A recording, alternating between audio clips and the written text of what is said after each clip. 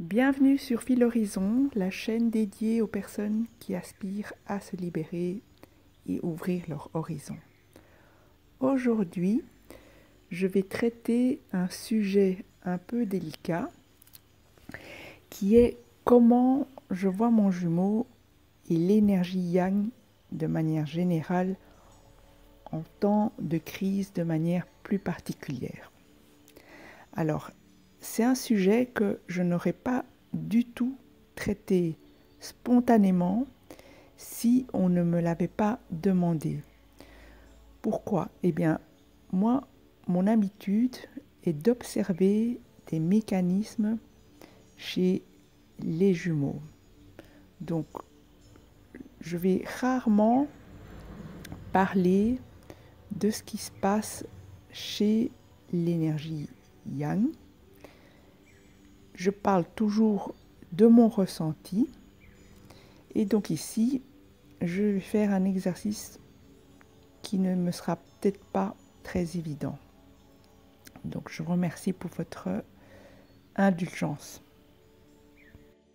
Ma motivation à faire ce podcast et traiter ce sujet, c'est que quelque part, je trouve que il m'est impossible de vous expliquer véritablement la magie de cette relation si je n'observe pas tous les aspects, et notamment les aspects moins agréables à dire.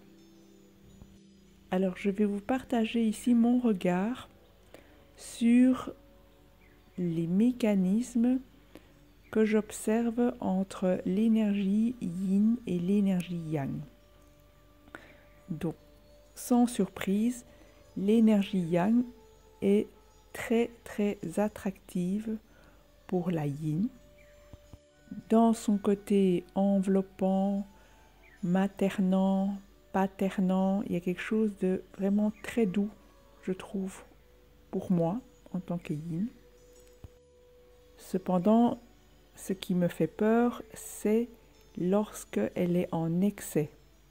Donc, notez bien qu'ici, nous parlons de ces énergies-là en excès, puisque en temps normal, yin et yang représentent un mariage absolu et parfait. C'est l'équilibre le plus parfait qui existe sur la Terre. Et en Asie, le Tao n'est pas qu'un symbole. Cet équilibre yin-yang régit toute la vie de bas en haut, à tous les niveaux, à tous les étages, que ce soit dans la famille, que ce soit en politique, que ce soit dans la nutrition, que ce soit dans l'éducation. Tout repose sur cette philosophie et cet équilibre. L'endroit qui m'a le plus marqué à ce sujet, c'est notamment la nutrition et la médecine en Asie. Par exemple, les mères asiatiques ont une sorte de connaissance intuitive de ce qui est équilibré ou pas en nutrition. Et donc de ce que j'ai observé dans les mouvements yin et yang au sein de la mécanique de flamme jumelle, je vois l'image de l'énergie yin qui se déploie et l'énergie yang qui l'enveloppe. Donc l'énergie yin qui donne la pulsion de vie et l'énergie yang qui lui donne une forme, qui lui donne un cadre donc. Et là où le bas blesse, c'est quand l'énergie yang veut donner le cadre que elle souhaite, que elle veut. Et donc c'est comme si l'énergie yang voulait faire et le fond et la forme. Mais du coup, il n'y a plus aucun espace pour l'énergie yin. Vous comprenez? Dans mon exemple personnel, lorsque je suis confrontée à l'énergie yang en excès, donc très invasive, eh bien, honnêtement, ça me fait vraiment très très très peur et je ne ressens plus ma place au monde. Pourquoi? Eh bien, si on comprend que j'ai une blessure de rejet, et cela ne regarde pas l'énergie yang que j'ai en face de moi, ça ne parle que de moi et de ma blessure de rejet, eh bien, j'ai un problème à l'existence. Donc, je ne m'autorise pas à exister, et si je suis confrontée à une énergie yang trop émissive, eh bien, c'est comme si je me sentais niée. Donc, je ne suis pas autorisée à être qui je suis, donc je suis niée. Et donc, tant qu'à être niée, autant me casser, puisqu'on me donne de toute façon pas la place. Mais cela, l'énergie yang, quand elle est en excès, elle ne se rend pas compte, elle ne fait pas ça volontairement. Bon, je comprends bien qu'il s'agit ici d'une mauvaise interprétation de chacun, mais voilà, c'est le ressenti que j'ai face à cette énergie yang très puissante. Ensuite, une fois que j'ai fui, eh bien, il y a un masque défensif chez moi qui va se placer pour tous les prochains contacts lorsque l'énergie yang reviendra vers moi. Alors ici, j'aimerais simplement faire comprendre que personne n'a raison ni tort de contrôler ni de fuir, mais de simplement voir le mécanisme entre les deux et les 50% de responsabilité de chacun. Je peux reconnaître que ça peut être immature de fuir face à une situation. En même temps, en tant que yin, j'ai du mal à comprendre pourquoi est-ce que l'on me contrôle. Et comme vous connaissez mes propos, moi j'aime bien ramener toute cette dynamique à quelque chose d'hyper pragmatique. Donc, dans leur excès, les deux énergies abîment sans le vouloir le précieux de la relation. Le pire que j'ai constaté dans nos contextes, c'est que bien souvent les deux veulent la même chose, mais l'approchent de façon différente.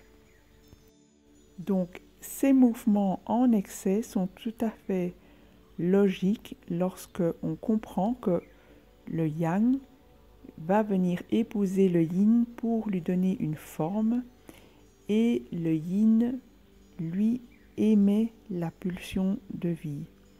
Donc, c'est tout à fait logique que, en excès, le yang voudra contrôler. Et que lorsque l'autre énergie devient récessive, eh bien, elle tentera à disparaître. Et donc, personnellement, cette énergie yang, elle me fait peur. Et donc, à part fuir, et voire parfois bloquer une personne à proprement parler sur les réseaux, sur un téléphone, etc., je ne vois pas d'autre solution lorsque elle devient invasive. Je ressens là un enjeu égotique très puissant face auquel je ne comprends pas trop quoi faire, donc je préfère soit rester dans le silence, soit fuir. Et ici, je parle pas uniquement du besoin de contrôle du yang, mais aussi dans son besoin de la présence de l'autre. Donc pour moi, c'est le même mouvement. Donc c'est comme si son ego prenait le dessus. Et c'est plus ou moins, à mon avis, ce que vous ressentez face au faux self du yin. Donc c'est comme si j'avais affaire à une entité inconnue. C'est comme si pour moi le yang était possédé. Le contrôle pour moi ne peut pas être associé à l'âme, ni à l'amour d'ailleurs, et donc j'ai parfois juste l'impression d'avoir affaire à un masque. Mais ce que je trouve vraiment merveilleux dans cette aventure, c'est que certains yang, tout comme certains yin, ont le recul pour se voir en train d'agir et donc pouvoir traiter ces points-là. J'ai par exemple connu un yang avant mon jumeau et qui, lui, avait parfaitement conscience de ce qui était en train de se jouer et en même temps qu'il partait en cacahuète, s'excusait une phrase sur deux de ce qu'il était en train de faire et je pense même qu'il m'a demandé lui-même de le bloquer tellement qu'il ne parvenait pas à contenir le déploiement de son énergie. Alors, de l'autre côté du miroir, par rapport au yin, ce qu'on pourrait noter comme raison de fuite n'est pas exclusivement du fait du yang, il a toutes ses peurs bien sûr. Et ayant une base traumatique, eh bien la liste est longue comme le bras. Donc ça part de la peur de ne pas être aimé, la peur du rejet, la peur de ne pas être à la hauteur, la peur que l'autre décède avant soi, la peur de ne pas exister pour lui, la peur du bonheur également, vous voyez? Donc tout ce que je viens de vous raconter là fait partie de mon passé. C'est-à-dire que actuellement, depuis ma prise de conscience, eh bien, je parviens à observer le déploiement de l'énergie yang en excès sans fuir ni la contrarier. C'est-à-dire que je sais qu'elle n'est pas en train de me vouloir du mal, ni même de vouloir me contrôler tel qu'on pourrait le croire de prime abord. Donc si on observe que le sommet de l'iceberg, la surface. Donc, en fait, actuellement, ce que j'observe, c'est son intensité. Donc le bruit qu'elle fait. Donc on ne parle pas ici de bruit sonore, hein. On parle d'intensité.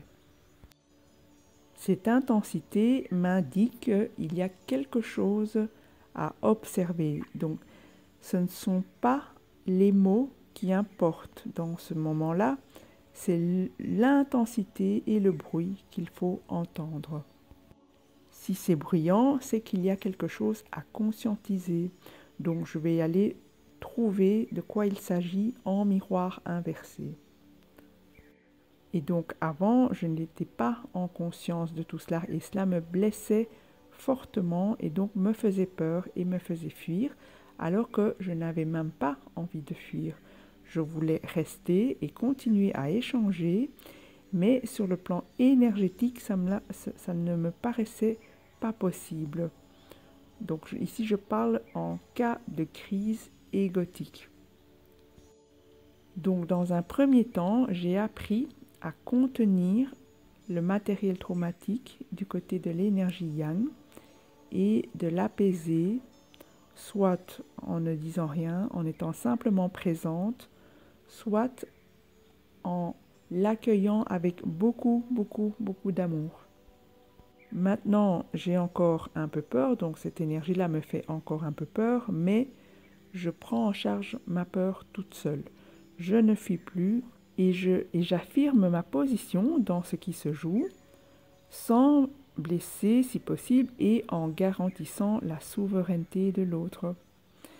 Pour cela, la communication non violente est pour moi une clé importante dans la réussite de cette relation de flamme jumelle. Alors comment je suis parvenue à ce recul-là, à ne plus traiter l'énergie yang comme une énergie dangereuse? Eh bien, c'est simplement en observant que lorsque un yang me dit non, je ne suis pas d'accord avec toi, eh bien, il va souvent passer un certain temps pour me faire une argumentation avec son mental, mais au final pour dire exactement la même chose que j'ai essayé de dire maladroitement en mode yin. Donc, le mode yin, c'est quoi? C'est mettre des mots sur un ressenti. N'oubliez pas que nous n'avons pas le même mode de fonctionnement. Nous ne sommes pas en mode mental comme les yang. Et donc, en étant en mode émotionnel, eh bien, il s'agit d'aller mettre des mots là-dessus. Et donc, ce n'est pas un exercice évident. Et donc, parfois, j'essaie de le faire aussi bien que je peux, mais ce n'est parfois pas suffisant pour un yang. Et donc, il va vite me le faire savoir. Il va me le faire savoir de façon très, très, très nette. Donc, parfois très incisive, en mode ABCD.1.2.3, introduction, développement, conclusion du sujet, qu'est-ce que tu as voulu dire? Donc voilà, c'est quelque chose qui peut être très impressionnant pour un yin. Et parfois, dans l'extrême, un yin, quand il n'y arrive plus, il se dit, bon, ben ça va, je ne suis pas à la hauteur, je me casse, et puis c'est tout, quoi. Donc cela ne va pas se faire de gaieté de cœur, mais par dépit, par tristesse. Ce qui est fâcheux dans cette histoire, c'est que certains yang observent les mouvements d'aller et venue de leur yin comme étant toxiques et dangereux et peut-être même pervers et narcissiques. Eh bien, dites-vous que les yin, parfois, ils fuient leur yang en croyant échapper aux manigances d'un pervers narcissique aussi. Donc voilà, moi ça m'intrigue toujours ces mouvements-là. Il s'agit ici d'un gros malentendu. Alors tout ce que je viens de vous exposer ici, je le mets difficilement en rapport avec mon jumeau, puisque au fond, nous avons pu très vite travailler ensemble sur nos parcours pour pouvoir avancer, puisque je vous l'ai certainement déjà raconté, mon jumeau et moi, nous nous sommes donné quasi nos modes d'emploi dès le départ, puisque bon, on arrive déjà à un âge avancé lors de nos rencontres, donc on peut plus ou moins dire à l'autre, ben voilà, moi je connais ça de moi, et ça n'a pas fonctionné, et etc., etc.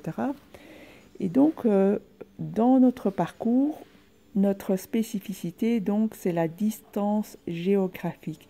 Donc, elle permet en fait de nous entraîner sans faire trop de dégâts à la relation. Et elle permet, en tout cas de mon côté, d'observer avec du recul. Et donc, c'est ça qui me permet de tout vous relater en détail. Parce que nous ne sommes pas en live, en fait, mon jumeau et moi. Nous ne nous rencontrons pas dans le quotidien. Nous ne vivons pas le quotidien ensemble, mais nous le vivons à distance. Et donc, cela nous protège. Donc, évidemment que j'ai été confrontée à l'énergie yang de mon jumeau, mais étant fuyante, son énergie yang à distance ne me dérange pas. Donc, elle ne m'incommode pas. Il suffit d'éteindre mon téléphone et puis c'est tout, je fais ma vie. Ce n'est pas comme si nous étions confrontés au quotidien avec cela. Et aussi, ma chance, c'est que mon jumeau est hyper investi dans sa mission de vie. Donc en réalité, lui, il n'a même pas une seule seconde pour être sur mon dos. Et donc, à force de nous être entraînés, et donc suite à ma prise de conscience et à l'objectivation de mon faux self, eh bien, qu'est-ce que cela donne, ce mouvement des deux énergies yin et yang? Eh bien, au fond, ce n'est plus du tout le même constat que je vous ai fait au départ de ce podcast. Donc là, actuellement, cela ressemble, eh bien, vraiment au symbole du Tao, c'est-à-dire que nos deux énergies s'entrelacent et les deux sont et émissives et réceptrices et elles partent dans le même mouvement. Donc ce n'est plus une qui émet la pulsion de vie et l'autre qui enveloppe, c'est vraiment les deux qui font le job. Et donc plus concrètement, ça donne quoi? Eh bien, si jamais j'ai un projet avant de l'envoyer ou de le publier, eh bien, je le soumets à mon jumeau qui, lui, va le formaliser et les deux ensemble, ça va donner quelque chose de tout à fait nouveau qui n'avait rien à voir avec mon idée de départ.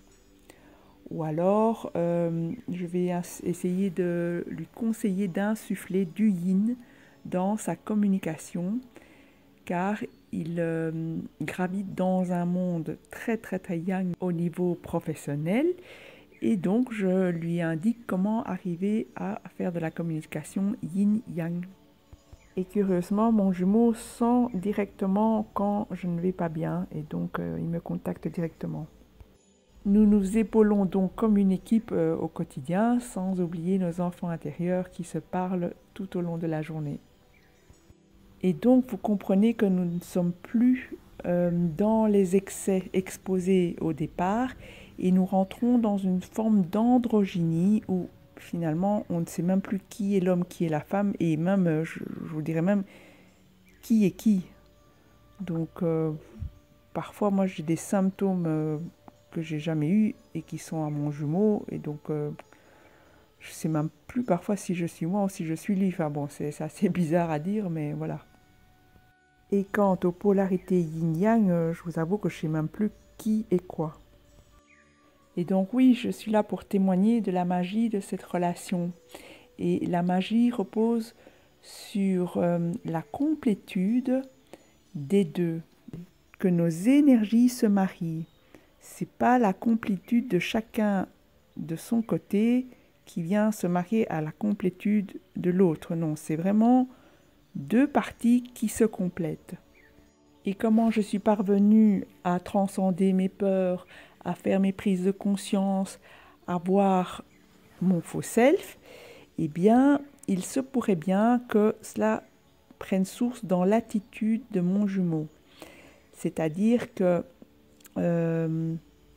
il était tellement bien aligné, bien ancré et fixe comme un poteau, donc tout droit devant moi en tant que miroir, que je ne pouvais que observer que moi je tanguais dans les deux sens. Vous voyez, donc je ne pouvais que voir qu'il y avait des contradictions chez moi, tellement que lui était mais comme une base.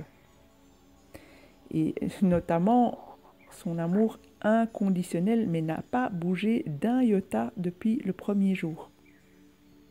Donc mécaniquement, ce que j'observe, c'est que juste le simple fait qu'il reste droit, axé sur lui-même, à la verticale, sans émettre donc l'énergie yang en excès, eh bien cela m'a aidé à revenir dans la relation, m'engager, à ne plus avoir peur et à faire mes prises de conscience. Et comme je vous le dis souvent, mon compagnon ne connaît pas du tout les flammes jumelles, donc il ne sait pas du tout le travail qu'il est censé faire. Lui, voilà, il agit instinctivement, donc il fait très bien cela et pour autant il n'a aucune connaissance de rien du tout. L'idée de ce témoignage, c'est aussi de vous faire prendre conscience que ne vous attendez pas forcément à un couple, c'est-à-dire au sens traditionnel du terme, on vous le répète souvent, et donc ce sera certainement un couple atypique. Et donc ce que je veux dire par cet exemple-là, c'est que l'énergie yang, pour une yin, elle est parfaite, c'est vraiment le mariage béni des cieux. C'est quand elle est en excès qu'elle peut faire tanguer la baraque. Et bien sûr, le yin aussi, en excès, fout carrément tout par terre, quoi. Alors, je vous demande de noter ici qu'il s'agissait d'un témoignage très personnel, donc je ne parle qu'en mon nom. Et j'espère que vous avez compris que c'est très très très schématique ici. Il y a 10 000 autres raisons pour lesquelles un yin fuit. Ici, ce que je veux mettre en exergue, ce sont les mouvements des énergies. Moi, je m'en fiche de qui a fait quoi et qui a raison et qui a tort. Donc, j'essaie de faire voir schématiquement les mécanismes. Ensuite, ce n'est pas parce qu'on comprend un mécanisme qu'il faut le cautionner. Moi, je vous l'explique pour que vous ne le condamniez pas néanmoins, mais vous n'êtes pas obligé de le cautionner. Vous comprenez bien que si tout était merveilleux et parfait, nous ne serions pas ici en train d'essayer de nous comprendre. Et donc, j'espère que vous avez retenu la conclusion de mon podcast, c'est que ces deux énergies ensemble, lorsqu'elles se marient, eh bien, c'est la complétude absolue. C'est ça pour moi la complétude. C'est quand le yin se marie au yang.